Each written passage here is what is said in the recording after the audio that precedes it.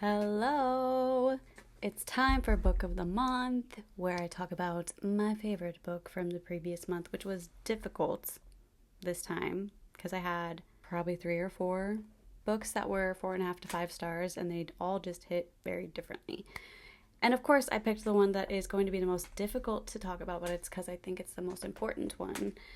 And I think it's also the one that has touched the most people, and that is Crying in H Mart by Michelle Zauner. This is going to be difficult because I read this for very personal reasons, and I'm going to try to find the balance of being somewhat open to make my point, but not disclosing too much.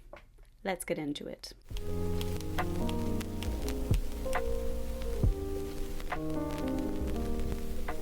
Okay, so if you do not know, Michelle Zauner is the lead singer of a band called Japanese Breakfast, and she lost her mom to cancer. And this is her talking about that process, that trauma, and how her mom's cooking all tied into it, how she feels a connection with her mom through food.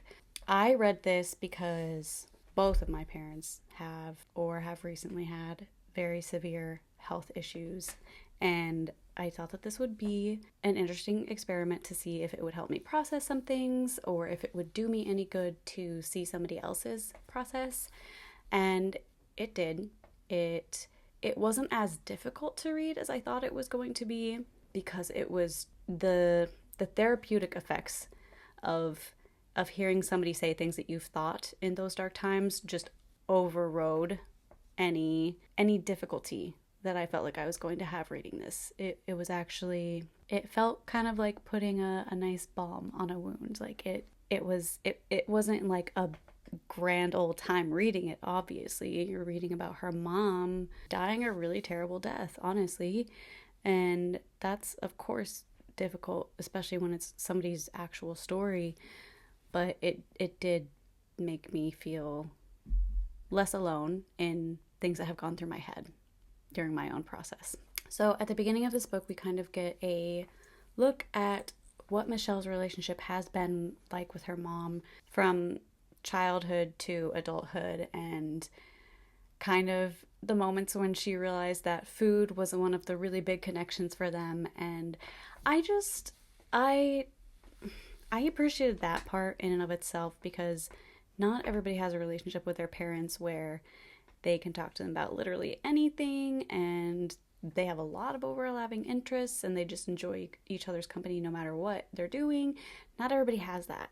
Some people have a few things where they connect with their parents and other things where they really don't, and so you have to lean into those few connections to really amplify them and grow your relationship in that way. And that's not an abnormal thing. I just think it was really cool to see somebody analyzing their relationship with their parent even before her mom got sick. Like, she's just talking about, this is when I realized that this was one of our bonds, and it became this very therapeutic thing for me, and da da da. So that part was very cool. If you love Korean food, which if you don't, like, keep trying. Seriously, there are names of dishes that I haven't heard of before that I really want to learn how to make now. So just like a bonus. But I also just think that's the thing that a lot of people can relate to. You know, we grew up eating our mom's cooking, a lot of us, and it's such a powerful thing tasting a dish that only your mom can make that way. And it's such a common thread between a lot of people.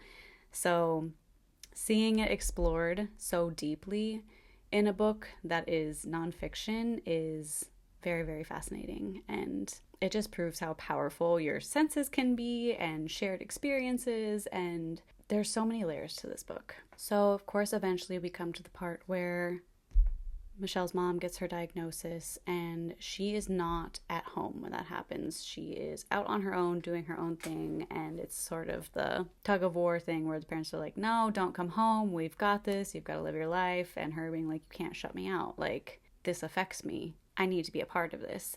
And oof, wow, that part is super, super, super, super relatable for me, and it's a theme that kind of currently dominates my life, and it was really amazing reading about that. The other thing that I found interesting that she explored is when they knew that her mom was not going to survive, Michelle starts to talk about how this is going to affect the relationship with her dad, because she's closer with her mom.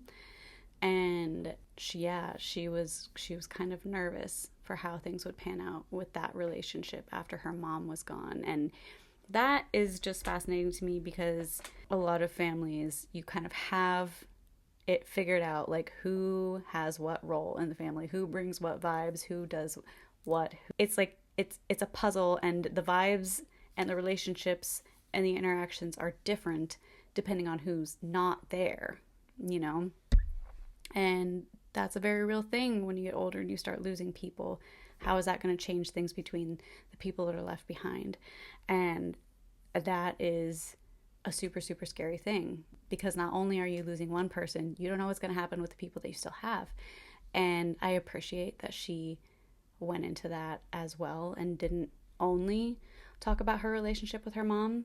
Another interesting thing is there are times where she's just talking in detail about how and her mom interacted once they both knew that they had limited time left together. Like every day they were just being together as much as possible, because it's just like it's such a bizarre thing. Like not a lot of people go through that in the same way that she did, where she went back home and she was living there. And you know, a lot of people, when they lose their parents, they already have their own family, and so they can't just move back in with their parents to take care of them and be there for their last months. And it's a really crazy thing to think about. How do you interact with somebody when you both know that that person's not going to be there soon? Like, what do you say? What do you talk about? What do you do? What do you focus on? Like, that's something that is just such a intense and wild dynamic to figure out. And gosh, she just really did not shy away from anything in this book. She did not shy away from anything. Even like the uglier thoughts that she had. And I don't say that in a judgmental way. We all have those. And that is my favorite thing about this book, is that she put her absolute meltdowns on the page in full detail. Like, she was a mess, as I would be too in her situation, like way more of a mess than she was. It's just, this book is so powerful. If you have lost anybody close to you, if anybody close to you is sick, unwell, and you know you're going to lose them, or you might lose them, or even if anybody in your life has lost somebody and you just want to understand that more. And even if none of those things apply, like this is just a part of being a human. What she went through is, not everybody goes through this in the same way, of course, but we're all eventually going to lose somebody if we haven't already. And I doubt there are books out there that are more raw than this. Maybe equally so, but I don't see how you can be much more unfiltered with the grieving process and the trauma that comes from not only losing somebody, but like watching them slip away. I think that this is a book that is for everybody that can get themselves to read something heavy. It is not as hard to read as it sounds like it might be, because she's a really good writer and because the good moments are in there too. On that note, speaking of the good things, the way she ties in the food, at first it's kind of how one way that her and her mom build their relationship, and it's just one thing that they like to do together, and it's a thing that she learns from her mom, but it comes full circle when she moves back home and is taking care of her mom. Her mom doesn't want to eat. She's losing weight. She's so sick. And she starts learning her mom's recipes so that she can make them for her. And other people come to stay at the house to help take care of her mom, and she tries to learn recipes from them, but there's a whole other thing of dealing with other people's grieving processes while you're trying to do your own grieving process and trying to give them grace, but you feel very selfish at the time because you're losing them too, and you want to do your grieving process your way. And so when your processes collide, it's like, where's the give and where's the take? And that's a very difficult thing, because everybody's emotions are through the roof and nobody knows how to deal with things like this. You just try to get through.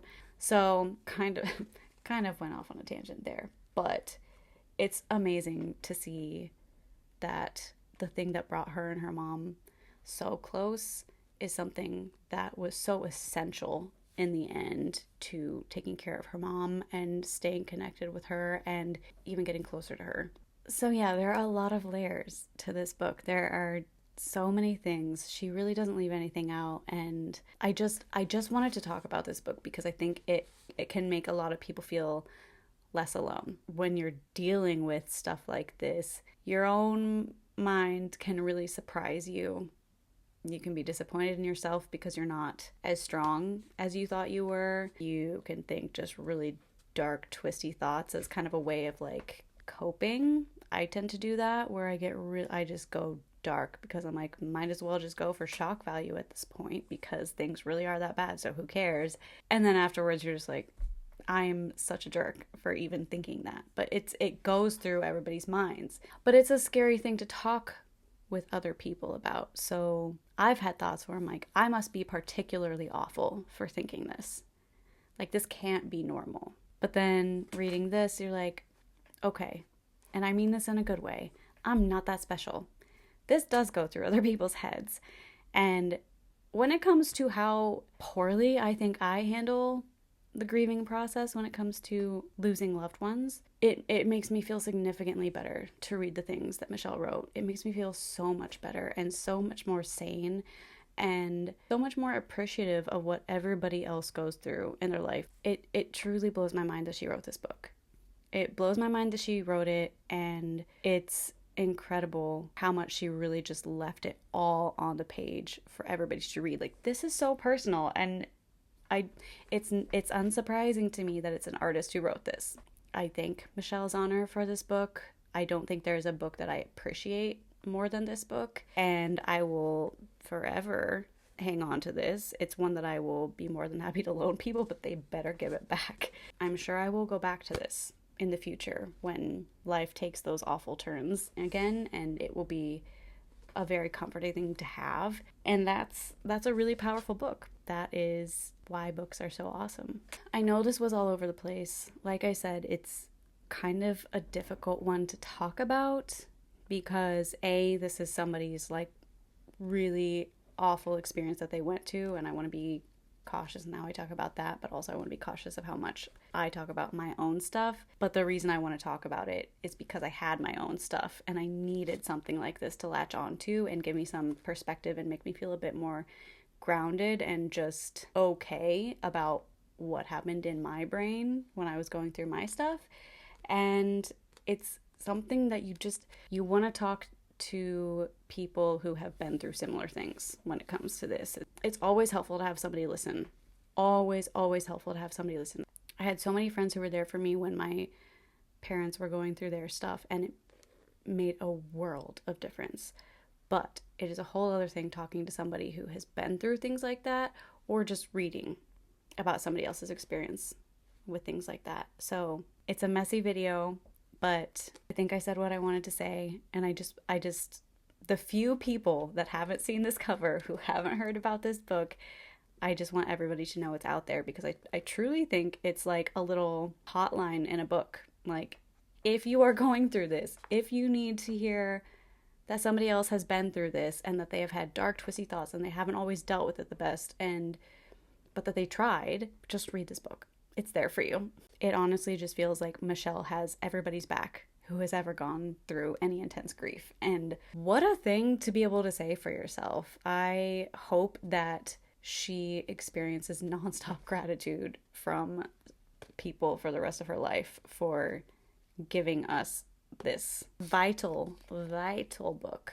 It's less than 250 pages. It's really well written, so it does not take much time at all, but give it a read if it sounds like something that you need, or that could teach you something, or just make you feel grounded at all. So yes, best book of the month, one of the best books of the year, not because I enjoyed it the most, it did the most for me. It was the most important book of the year, and I think it's the most heroic book that I've ever read, and gosh, I just can't get over how impressive it is that she wrote this the way that she did and was so open with the whole freaking world. If you have any thoughts on this book, let me know in the comments. It's such a gem. I hope you read it if you haven't already. But that's it for this video. I will see you guys in the next one.